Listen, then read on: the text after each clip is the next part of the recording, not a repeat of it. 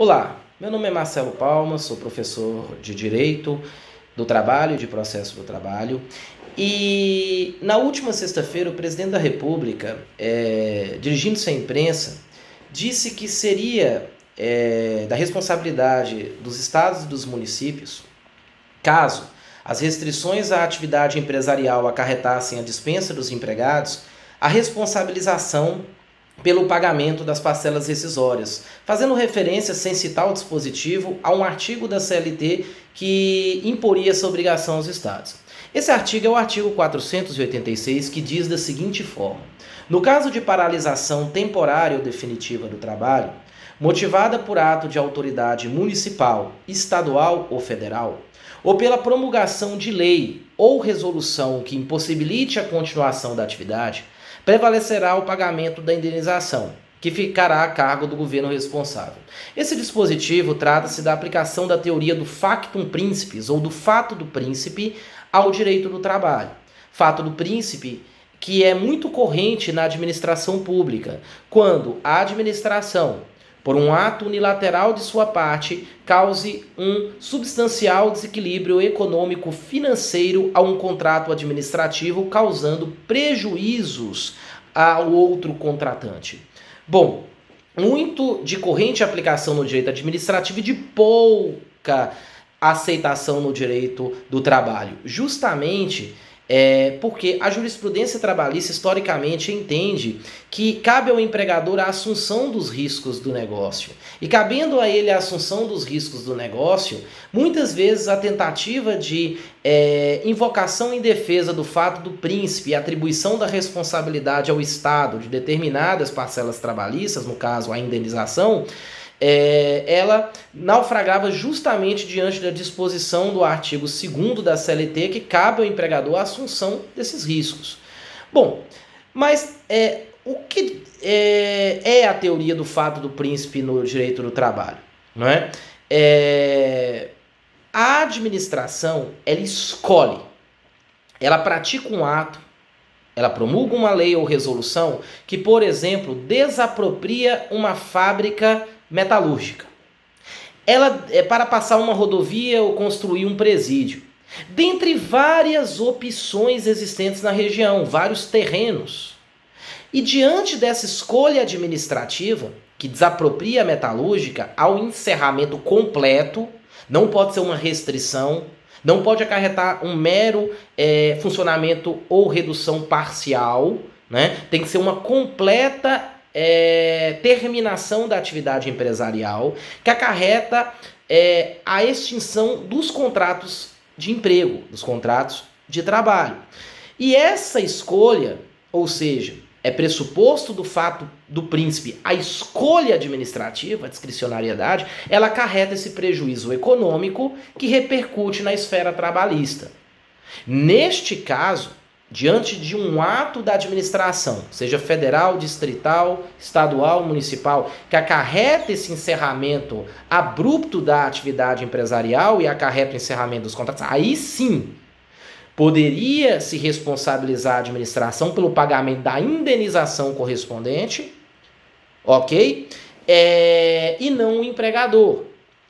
Porque houve uma escolha administrativa, essa que é a charada do fato do príncipe, que deve haver uma escolha da administração. A administração não foi obrigada a tomar aquele ato administrativo, a promulgar aquela lei ou resolução que acarretou o encerramento da atividade, repita-se, completa, o encerramento completo da atividade empresarial, ok? Então deve ter havido uma escolha. Ela escolheu dentre várias opções.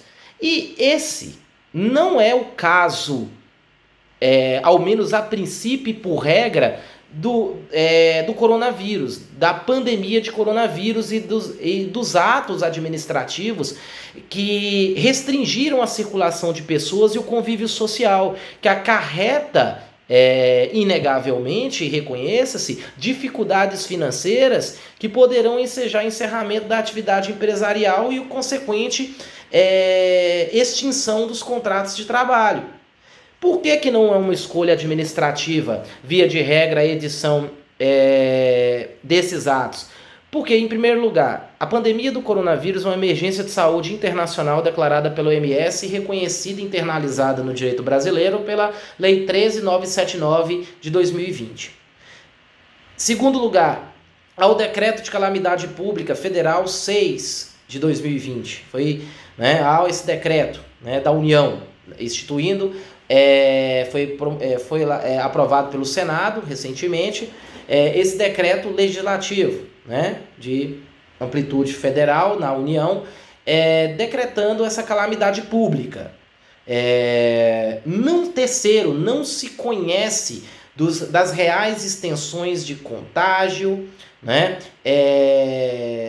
índice de mortalidade, é um fato novo, é um vírus que se propaga muito facilmente. Então, diante desse desconhecimento, é prudente, é necessário e justo que os municípios, estados e a própria União adote cautelas de proteger a sociedade do contágio iminente. E é dever do Estado garantir a saúde pública, a saúde dos indivíduos. Então, não enxergo como uma escolha, uma discricionariedade plena da administração pública, seja em suas várias esferas, realizar as restrições de circulação que implicam em restrições e até fechamento total dos estabelecimentos. Bom, haveria uma exceção de aplicação da teoria do facto príncipes no direito do trabalho nessa situação do coronavírus. No meu entendimento, por via de exceção, porque o meu entendimento é o da maioria dos juristas, de que não se aplica essa teoria, porque não há uma escolha da administração, não se aplicaria esse dispositivo. Mas seria por exceção aplicável quando, por exemplo, um município contraria o Decreto Federal 10.292 de 2020 e, em excesso ilícito, restringe, por exemplo, aquelas atividades essenciais, como de call center, iluminação pública, produção, distribuição, comercialização e entrega presencialmente por meio eletrônico de produtos de saúde, higiene, alimentos e bebidas. Ou seja, haveria um excesso de restrição quanto ao exercício da atividade econômica que implicou o fechamento total do estabelecimento. Não obstante, essa atividade fosse essencial e estivesse autorizada a funcionar pelo Decreto Federal 10.292 de 2020. Nesse sentido, quando o município, o Estado ou mesmo a União excederem na restrição do exercício da atividade, eu entendo sim. É possível a aplicação do fato do príncipe, porque houve uma escolha em exceder. Houve uma escolha em praticar o ato, que deixaria de ser lícito para ser um ato ilícito. Nesse ponto, eu entendo da possibilidade da aplicação da teoria do fato do príncipe por exceção. Ok?